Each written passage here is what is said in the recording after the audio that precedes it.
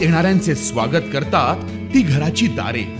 आपले घर, बंगला, ऑफिस, फार्म हाऊस यासाठी सुंदर डिझाईन केलेली jumbo French door, safety door आणि तीही 18 गेज GI सेक्शन मटेरियल वापरून आणि 80 मायक्रॉन पावडर कोटिंग केलेली, संपूर्णपणे मेंटेनन्स फ्री.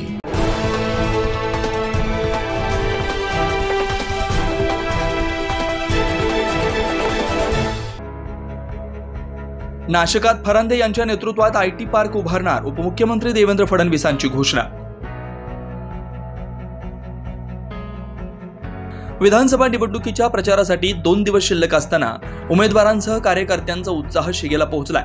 त्याबरोबरच पक्षातील प्रमुख नेत्यांच्या देखील महत्त्वाच्या मतदारसंघात आपल्या उमेदवारांच्या सभा होत आहेत. उपमुख्यमंत्री देवेंद्र फडणवीस यांच्या आज शहरातील अनंत कान्हेरे मैदानावर तिन्ही मतदारसंघातील उमेदवारांच्या प्रचारार्थ सभा झाली. यावेळी विद्यमान आमदार देवयानी फरांदे यांनी आपल्या भाषणातून 5 वर्षात केलेले अनंत कान्हेरे मैदान, राज्यातील पहिलं वातानुकूलित मेळा बसस्थानक यासारख्या विविध विकास कामांचा लेखाजोखा मांडलाय. देवेंद्र फडणवीस साहेबांकडे मी जेव्हा जेव्हा नाशिक मध्य विधानसभा मतदारसंघासाठी निधी मागायला गेले, कुठलं काम करू मागायला गेले, तुम्हाला सांगते त्यांनी मला कधी खाली हात पाठवलं नाही. त्यामुळे मी या अनंत कान्हेरे मैदानाचा विकास करू शकले. कॉर्पोरेट क्षेत्राच्या धर्तीवरती भाऊ आम्ही इथं घड्याळाचा मनोरा उभा केला, हे स्टेडियम उभं केलं आणि अनंत कान्हेरे ज्यांनी वयाच्या 21व्या वर्षी ह्या देशाला स्वातंत्र्य मिळण्यासाठी ज्यांना जॅक्सन वधामध्ये फाशी झाली, त्यांच्या नावाने असलेलं हे अनंत कान्हेरे मैदान तेवढंच सुंदर असायला पाहिजे. आणि ते मी आमच्या नेते आदरणीय देवाभाऊंच्या आशीर्वादाने करू शकले. आपण बघितलं की मेळा बसस्थानक, राज्यातलं पहिलं AC बसस्थानक, टर्मिनलच्या धर्तीवरती, विमानतळावरती जेव्हा श्रीमंत प्रवास करतात तिथं सगळ्या सुविधा असतात, मग जिथं माझे जनसामान्य प्रवास करतात तिथं देखील सगळ्या सुविधा का असू नये म्हणून मेळा बसस्थानकाचं आपण काम केलं. तुम्ही बघतात की त्या ठिकाणी 4 प्लॅटफॉर्म AC आहे. रोज 1100 गाड्या तिथून सुटतात आणि 1 लाख लोक तिथून प्रवास करतात. विचार करा किती महत्वाचा प्रश्न होता, परंतु हे काम मी राज्याचे आपले लाडके नेत्यांच्या आशीर्वादाने करू शकले. त्याच्या समोरचं CBS बस स्टेशन, त्याच्यासाठी आता 10 कोटी रुपये निधी आणला. खड्डे का खड्ड्यात, रस्ते का रस्त्यात खड्डे, हे समजत नव्हतं. अशा ह्या बसस्थानकाची अवस्था झाली होती. आता तुम्ही बघितलं असेल की ते पाडून निवडणुकीच्या आधी नवीन बांधकामाचं काम देखील आपण सुरू केलेलं आहे. समोरचं स्वातंत्र्यवीर सावरकर जलतरण तलाव, त्याच्यासाठी 4 कोटी रुपयाचा निधी मी त्याच्या नूतनीकरणासाठी दिला. शिवसत्य क्रीडा संकुलासाठी 10 कोटी रुपयाचा निधी दिला.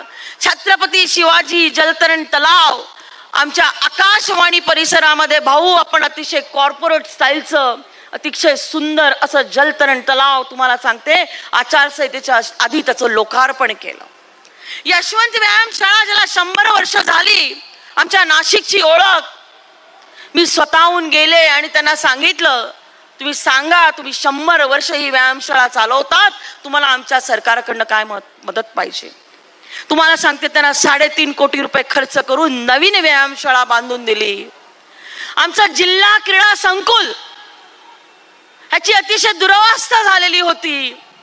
छत्रपती शिवाजी महाराजांच्या नावाने असलेल्या ह्या स्टेडियमची दुरवस्था मला बघवत नव्हती. मी आमच्या नेत्यांकडनं तिथं 27 कोटी रुपयाचा निधी आणला. क्रीडा मंत्री आदरणीय गिरीश महाजन साहेब आपलेही आशीर्वाद त्याला मला लाभले आणि आज त्या कामाची देखील सुरुवात झालेली आहे. 3 ठिकाणी मी उद्यानं केली. अटल बिहारी वाजपेयी उद्यान केलं, जयप्रकाश छाजेड उद्यान केलं, सर्व नाशिककरांचं आवडतं प्रमोद महाजन उद्यान आता परत त्याला पूर्ण काढून त्याने नवीन काठ टाकत आहे आणि ते आमच्या बाल मुलांना सगळ्यांना खूप आवडेल. 100 खाटांचा संदर्भ रुग्णालय, तिथं आपण 100 खाटा वाढवल्या. ज्या ठिकाणी किडनी ट्रान्सप्लांटेशन असेल, निओनेटल सर्जरी असेल, अशा सगळ्या सुविधा पुढच्या कालावधीमध्ये आपल्याला मिळणार आहे. पुढच्या 3 महिन्यामध्ये त्याचं आपल्याला लोकार्पण करायचं आहे. तुम्हाला सांगते, पूर्वी असं म्हणायचे की महिलांच्या मुलींच्या जन्मावरतीच प्रश्नचिन्ह असतो, पण मला आमदार झाल्यानंतर कळलं की महिला रुग्णालयावरती देखील करत असताना त्याच्यावरती प्रश्नचिन्ह असतो.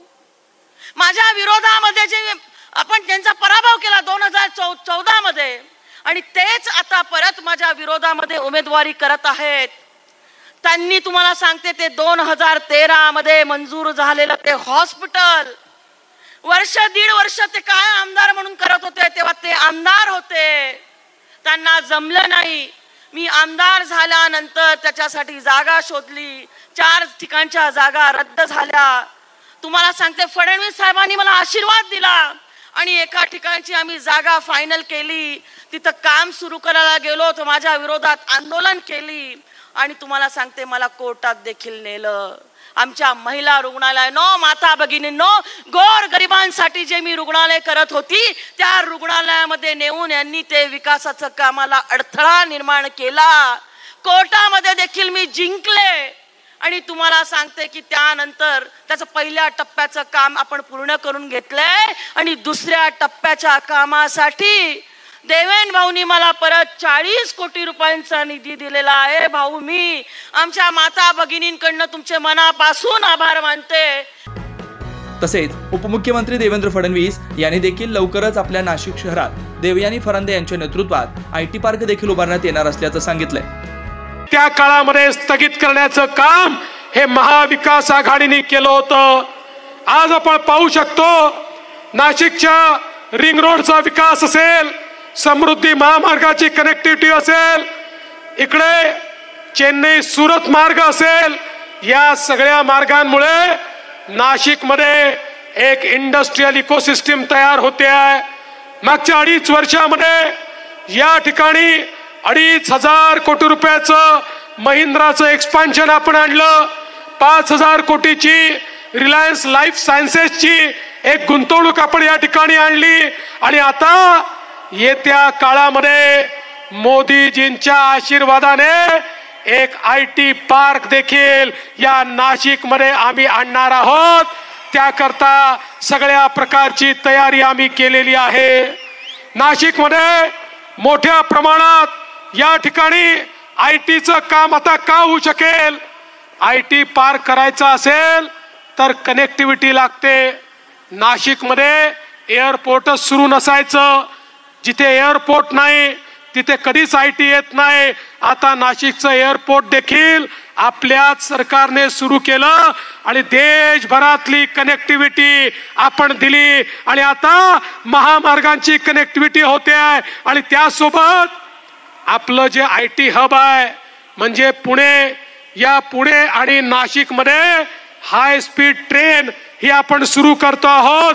त्यामुळे 2 शहराची कनेक्टिव्हिटी झाली की सगळा ITचा क्राऊड हा आपल्या नाशिकमध्ये या ठिकाणी आपल्याला पाहायला मिळेल आणि त्यातनं मोठ्या प्रमाणात आपल्याकडे गुंतवणूक देखील येईल. आज खरं म्हणजे आपण बघितलं 3ही आमदारांनी केलेलं काम. देवयानी ताईंनी मगाशी सांगितलं कशा प्रकारे महिला रुग्णालय त्यांनी केलं.